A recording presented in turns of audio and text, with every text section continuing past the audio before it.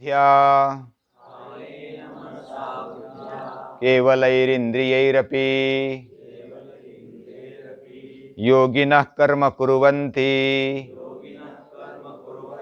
संगं त्यक्त्वा आत्मशुद्धये संगं त्यक्त्वा आत्मशुद्धये।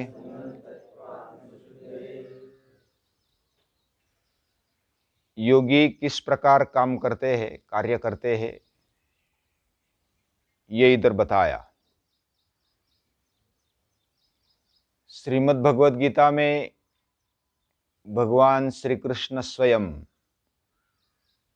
जो योगेश्वर है, सुप्रीम पावर है, वह मनुष्य को ध्यान में रखते हुए ये गीता अर्जुन को निमित्त बनाकर बताते हैं। मनुष्य मात्रों में हम है तो हमारे लिए भी वो वैसा ही लागू है जैसे अर्जुन के लिए। और बाकी कुछ ज्यादा ऑर्डर नहीं दी गीता में, लेकिन योगी भव ये ऑर्डर यानी आज्ञा बार बार दी है। तस्माद् योगी भव, तपस्विभ्योऽधिको योगी ज्ञानिभ्योऽपि मतोऽधिकः कर्मिभ्यश्चाधिको योगी तस्माद् योगी भवार्जुन। हे अर्जुन, तू योगी बन जा। अभी तक हमें ऐसा लगता था कि केवल हिमालय में छिपा हुआ है। जो योगियों के पास, संतों के पास, मुनियों के पास, वो योग उनके लिए, हमारे लिए कुछ नहीं है। लेकिन आज महापुरुषों की मेहनत से आज गली गली में योग पहुंचा है, गांव गांव में पहुंचा है, पूरी दुनिया में पहुंचा है। ये बड़ी अच्छी बात है। हमारा जीवन वो योग युक्त होना चाहिए और योगस्थ होकर हमें कर्म करना चाहिए। शरीर से, पूरे मन और बुद्धि के साथ, और मन के साथ इंद्रियां भी, ये सभी साथ में लेकर योगी कर्म करते हैं, यानी एकाग्र होकर कर्म करते हैं।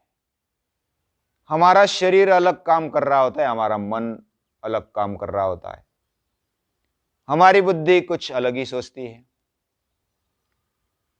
इंद्रिय इधर उधर भटकते रहते हैं। तो एक दूसरे में तालमेल नहीं। ऐसा तालमेल हमारे पूरे शरीर में हो, जीवन में हो। और संग छोड़कर आत्मशुद्धि के लिए कर्म करना चाहिए। संगम त्यक्त्वा आत्मशुद्धये, आत्मशुद्धि के लिए संग छोड़कर कर्म करने वाले योगी होते हैं। और हमारे लिए महर्षि पतंजलि अलग अलग उपाय बताते हैं कि कैसे योग किया जाए, यानी एकाग्रता पहले कैसे हो, मन प्रसन्न कैसे हो, शुद्ध कैसे हो, ये अलग अलग तरीके से बताया। पहला उपाय, बढ़िया उपाय बताया है ईश्वर प्रणिधान, ईश्वर भक्ति। ईश्वर भक्ति, ईश्वर को जो मानते नहीं, योग के समान तत्व ज्ञान रखने वाला सांख्य, वो भी ईश्वर को नहीं मानता है। निरीश्वर सांख्य उसको बोलते हैं। यानी कोई होते हैं न मानने वाले भी, तो उनको भी ध्यान में रखते हुए महर्षि पतंजलि बताते हैं एक तत्वाभ्यास होना चाहिए। यह दूसरा उपाय बताया। एक ध्येय, एक तत्व पकड़कर हमारे जीवन में चलना चाहिए। कोई इधर का नहीं, उधर का नहीं, गंगा गई गंगादास, जमुना गई जमुनादास, उनका खुद का कुछ नहीं रहता। खुद विचार करते हुए हमें अपना रास्ता तय करना है। तो ये बात महर्षि पतंजलि बताते हैं। अगली बात बताई, चित्त की प्रसन्नता हमारे व्यवहार से हो। हमारे व्यवहार, जो सुखी लोग हैं उनके साथ मैत्री, जो दुखी है उनके साथ करुणा, जो पुण्यवान है उनके साथ मुदित यानी कि आनंदी अवस्था, और जो पापी है उनके साथ उपेक्षा होनी चाहिए। उपेक्षा का अर्थ इधर लेना चाहिए उप और इक्ष, नजदीक जाकर देखना, आत्मीय संबंध बांध कर देखना। कोई हमारे घर का ही अगर कोई पाप करता है तो कैसे किया होगा, क्या उसकी मन की अवस्था होगी। कोई भी पाप करना नहीं चाहता है, चोर भी चोरी करना नहीं चाहता, अपने बेटे को वैसा चोर बनाना चाहता है, वो नहीं चाहता है। मेरा बेटा प्रामाणिक निकले, मैंने भले गुंडागर्दी की, चोरी की या तो हिंसा की, लेकिन मेरा बेटा वैसा नहीं निकलना चाहिए। यह सही भावना उसमें रहती है। लेकिन कुछ मजबूरी के कारण या तो कोई घटना के कारण वो करता है, और इतनी आत्मीयता से अगर कोई देखता है, जैसे नारद जो देवर्षि है वो वाल्याकोड़ी के पास आए और वो वाल्मीकि बन गए। उसको अपना जो प्रज्ञा बल है उसको चलाने के लिए प्रेरणा दे दी कि तू सोच ले कि तू जो ये पाप कर रहा है तेरे में और कोई शामिल है, तू कुटुंब के लिए करता है ऐसा बोलता है, लेकिन कुटुंब को पूछ कर देख। तो विचार करने लगा, पूछा, कुटुंब वाले बोले हम आप किधर से लाते, हमें कोई लेना देना नहीं, आपका कर्तव्य है कि हमें भराना, हमें भरण पोषण देना, ये आपका कर्तव्य। आप किधर से लाओ, किधर से पाप करके लाओ, पुण्य करके लाओ, लेकिन हमारा भरण पोषण करो, ये आपका कर्तव्य है। तो उनकी आंखें खुल गई और वो वाल्याशी वाल्मीकि बन गए। अपने जीवन व्यवहार से हम बदल सकते हैं। हमारा ध्यान भी तभी लगता है जब हम जीवन व्यवहार अच्छे रखें, हमारे जीवन में यम नियम हो, तब हमारा ध्यान लगता है। अगला उपाय बताया, प्रच्छर्दन विधारणाभ्याम व प्राणस्य, प्राणायाम करो, रेचक और पूरक। वैसे हम सांस तो लेते ही है, उसमें कौन सी बड़ी बात है, ऐसा कोई सोचते होंगे, सांस तो लेते हैं, उसमें क्या प्राणायाम करना। अभी सांस लेते हैं लेकिन सांस भी ठीक लेना नहीं आता। सांस भरना भी आना चाहिए, वो भी एक कला है। सांस रोकना भी आना चाहिए, रेचक, पूरक, कुंभक, ये अलग अलग तरीके से प्राणायाम होने चाहिए अपनी क्षमता बढ़ाने के लिए, हमारी पात्रता बढ़ाने के लिए ये प्राणायाम होने चाहिए। प्रच्छर्दन यानी छोड़ना, और विधारणा यानी रोकना। या तो विधारणा का दूसरा भी अर्थ किया जाता है विशेष प्रकार धारण करना, यानी धीरे धीरे धारण करना, पूरक, और प्रच्छर्दन यानी रेचक। पूरक और रेचक करने से भी हमारी मन की शुद्धि होने लगती है।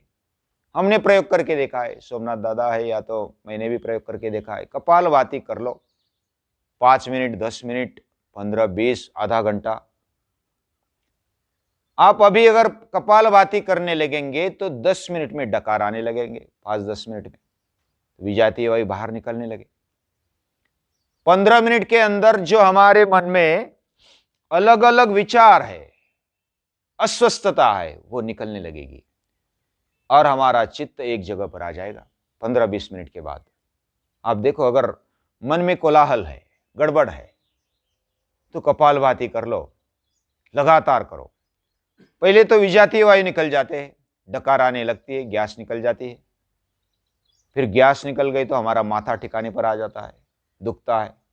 माथा दुखने का बहुत बड़ा कारण है वायु, इधर वायु अटक जाता है। पेट के अंदर जो वायु तैयार होते, विजातीय वायु, बिना कारण के विषारी वायु, वो किधर ना किधर अटक जाते और उधर दुखता है। माथा भी वैसे ही दुखता है ज्यादातर। इधर वायु अटक गए, इधर से निकलने की जगह नहीं होती, तो इधर ज्यादा देर तक अटकता है। तो कपालभाति से उसको बाहर एग्जॉस्ट किया जाता है, बाहर निकाला जाता है। तो उसका परिणाम विजातीय वायु जैसे ही बाहर निकलते गए तो हमारा मन ठिकाने पर आ जाता है, दुखना बंद हो जाता है। पूरी एकाग्रता से करना चाहिए, सांस पर ध्यान रखते हुए करना चाहिए। तो ये प्रच्छर्दन विधारणाभ्याम व प्राणस्य, मन को प्रसन्न बनाने के लिए, एकाग्र बनाने के लिए, शुद्ध बनाने के लिए ये तरीके हैं। अगला तरीका बताया विषयवती व प्रवृत्तिरुत्पन्ना मनस स्थिति निबंधिनी। हमारे मन को कोई ना कोई विषय चाहिए, यानी आंखों को रूप देखने की चाह होती है, कानों को संगीत सुनने की चाह होती है, जीभ को खाने की इच्छा होती है, नाक को गंध लेने की इच्छा होती है, त्वचा को स्पर्श करने की इच्छा होती है। अलग अलग जिसका जिसका जैसा विषय है वैसे वो खींचता है।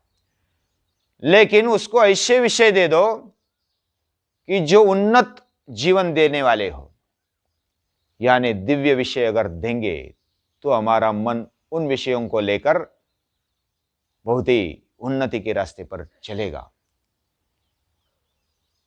तो ऐसे एक एक करके महर्षि पतंजलि उपाय बताते हैं, यानी जो भी सीधे साधे उपाय है।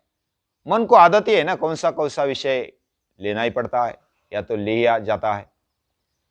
तो जो भी विषय लेना है उसको सिर्फ बदल दो। मम भवतु कृष्णोक्षि विषय, कृष्ण को ही विषय बना दो, उन्नत विषय बना दो। तो इस प्रकार एक एक विषय हमारे मन में ऐसा आए जो दिव्यता प्रदान करे, और दिव्यता प्रदान करने वाला विषय ये हमें दिव्यता की ओर लेकर जाएगा, उन्नति की ओर लेकर जाएगा।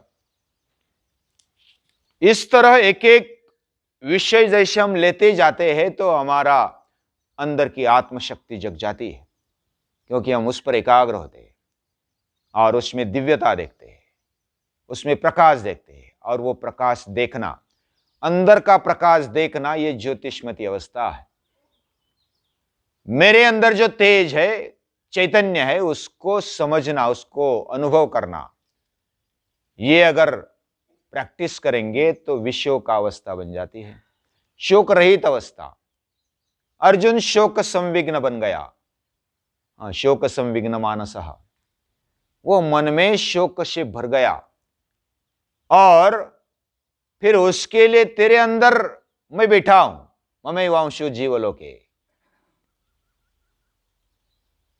और ईश्वर सर्वभूतानां हृदयेषु अर्जुन तिष्ठति। हे अर्जुन, सभी के हृदय में मैं ही बैठा हूं, तेरे अंदर भी मैं ही बैठा हूं। पांडवानाम धनंजया, उसका जो अंदर का तेज जग गया, आत्मशक्ति जग गई। नष्टो मोह स्मृतिर्लब्धा, मुझे स्मृति मिल गई, मैं कौन हूं ये याद आ गया। मेरे अंदर जो तेज है, आत्म तत्व है, उसको मैं पहचानने लगा।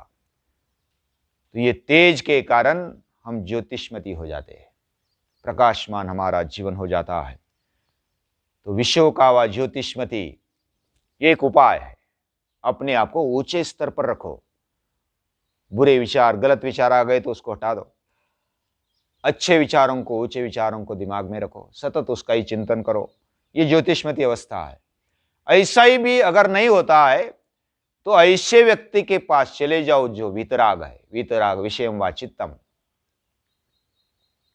जिसके जीवन में से आसक्ति चली गई है। वीतराग, विगतः रागः वीतरागः, जिसने अपने जीवन से राग को निकाल दिया।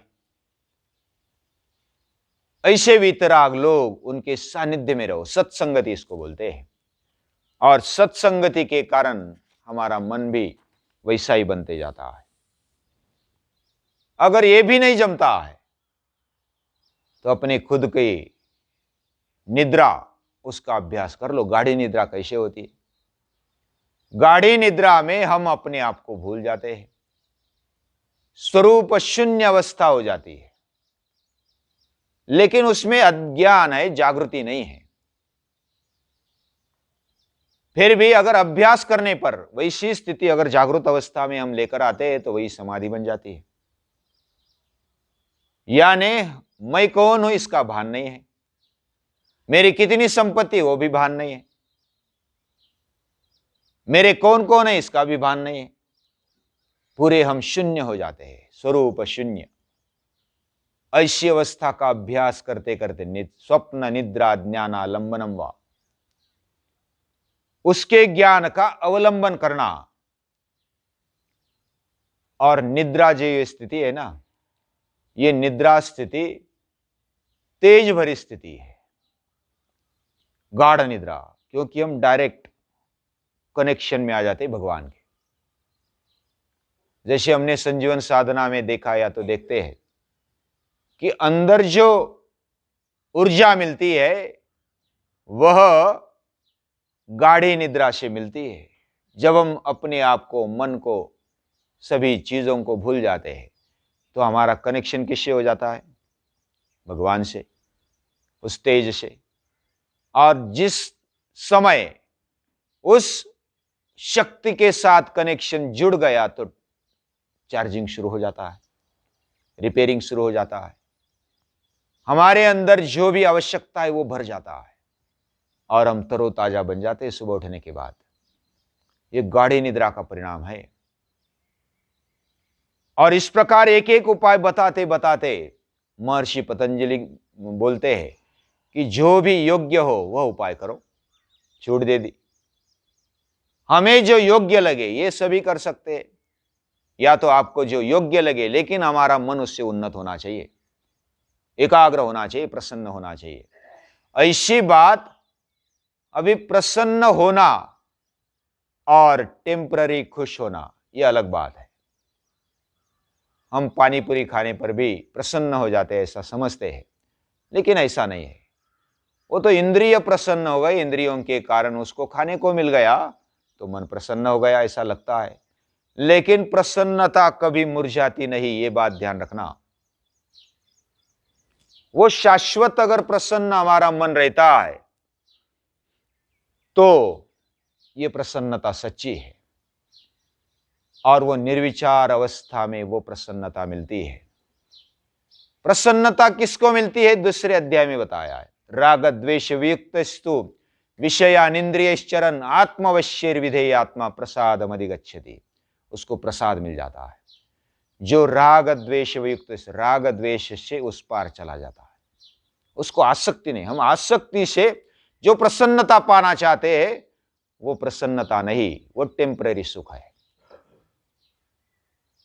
वो बस टेम्पररी तृप्ति उसको मानेंगे। लेकिन जब राग द्वेष से वियुक्त होकर, राग द्वेष वियुक्त विषयान इंद्रियश्चरन्, विषयों में रहते हुए भी अगर राग द्वेष विरहित हमारा जीवन हो जाए, इंद्रियार्थान विमूढ़ात्मा, राग द्वेष वियुक्त विषयान इंद्रियश्चरन् आत्मवश्यैर्विधेय आत्मा, हम अपने आप को कंट्रोल में करें, आत्मशक्ति को वश करना है, यानी खुद के राजा बन जाओ, बाकी इंद्रिय और मन हमारा गुलाम है, ऐसा समझकर चलना चाहिए। तब हम आत्मवश हो जाते हैं और उसको प्रसन्नता मिलती है। उसकी प्रसन्नता कोई हटा नहीं सकता है। कोई दुख आ जाए, सुख आ जाए, कोई राग आ जाए, द्वेष आ जाए, कोई शीत उष्ण कोई भी द्वंद्व आ जाए, उसमें वो प्रसन्नता खोता नहीं। किसी की ताकत नहीं उसको अप्रसन्न बनाने की, ये प्रसन्नता होती है। और निर्विचार अवैशारध्यात्म प्रसादा, कल और परसों और आगे वाला देखेंगे कि हम मन प्रसन्न कैसे रख सकते हैं। और प्रत्याहार से लेकर के इंद्रियों का संयम आ गया, अपने आप पर वशता आ गई, तो उसके बाद अलग अलग समाधि हमारे जीवन में आ जाती है, तन्मयता आ जाती है, तद्रूपता आ जाती है। और वह कैसे लाना, कैसे वो स्थिति होती है, उसको कल देखेंगे। आज के लिए इतना ही।